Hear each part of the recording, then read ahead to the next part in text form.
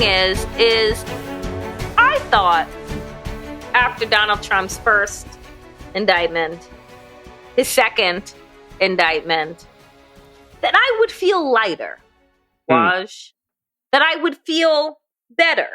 Like justice was on its way. He truth socials or whatever the fuck you call it, that he's received this letter from the Department of Justice alerting him to the fact that you're going to be indicted for a third time. Pretty much. Right? And this time it is going to be happening in Washington, D.C., which was the site of the insurrection. And I got to tell you, I don't feel good. I actually feel like we live in a banana republic. I feel like how much, like anyone else with the fucking evidence, with the multiple indictments, would they be looking for their tea time tomorrow? No, they'd be in jail. And as a matter of fact,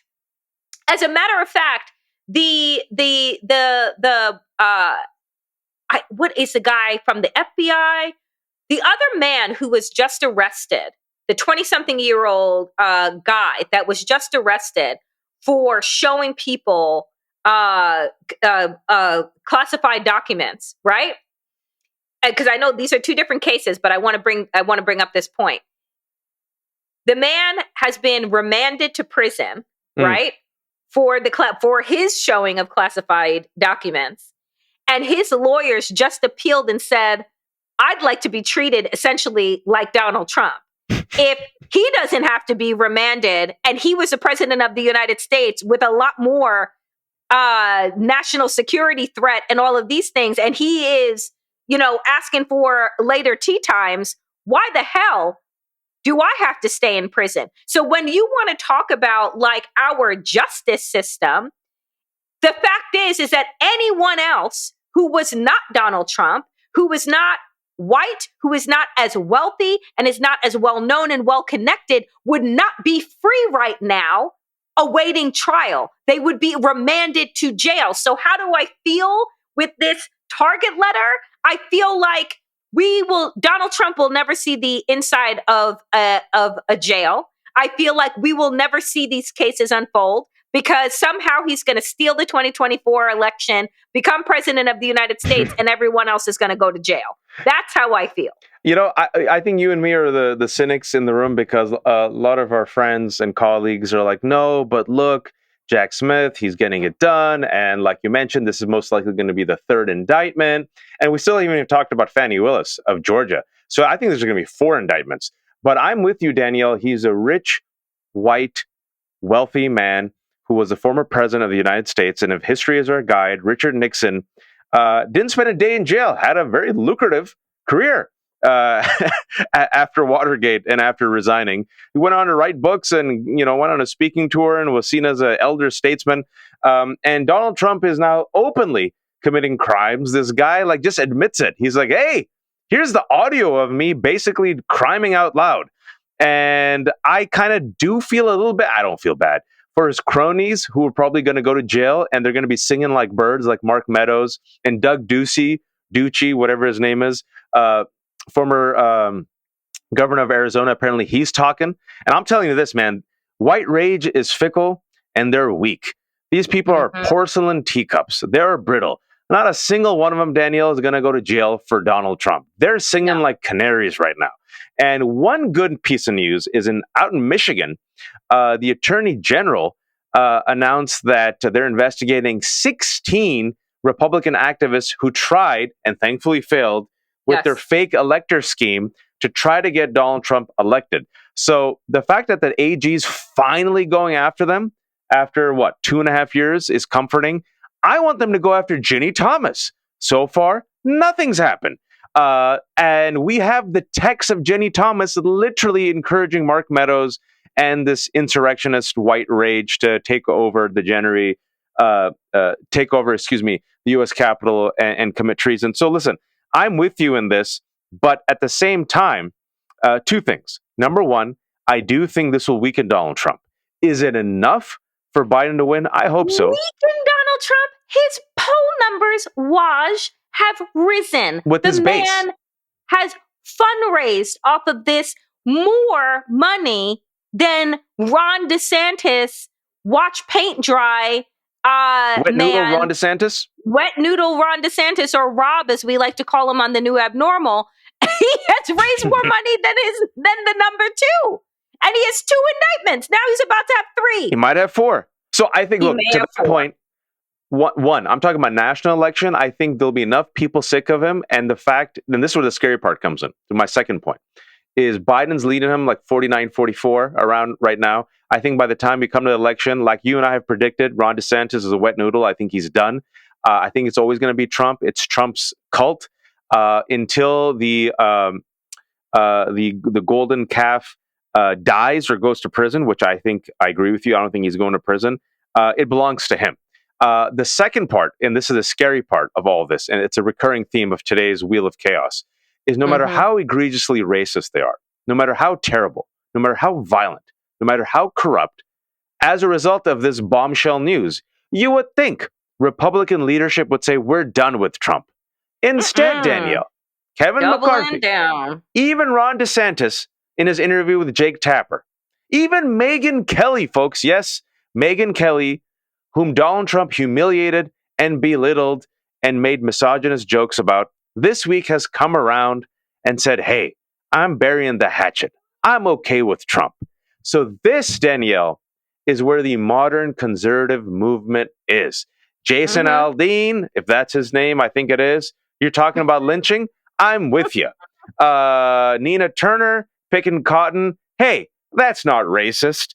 We're really upset about RFK's anti-Semitism. Oh, but by the way, Donald Trump, our leader, is going to sit and dine with Nick Fuentes, the white supremacist leader. We're for law and order, but guess what? We're fine with Kyle Rittenhouse shooting up people and a violent insurrection. And so, folks, in this podcast called Democracy-ish, when we're trying to warn you about the threat that we're facing, oftentimes Danielle and I have been called crazy, wild, hysterical, reactionary, and yet, as we have been bound to do for the past couple of months, we have started to flex a bit. Our batting average would put us in the All-Star game. Yes. So maybe we're onto something, Danielle. Maybe we're onto something. We're consistently onto something. We're onto their bullshit. Is what we are consistently on to and calling out on this show every single week. Final thoughts, Waj, as we with just a couple minutes left that we have. Honestly, and I know that you just said it, but let's see this. Donald Trump always truth socials or whatever the fuck he does on broke ass Twitter before the hammer comes down. We know that Fani Willis gave her timeline between July and September. Right. Do you think that we enter the fall with a four-time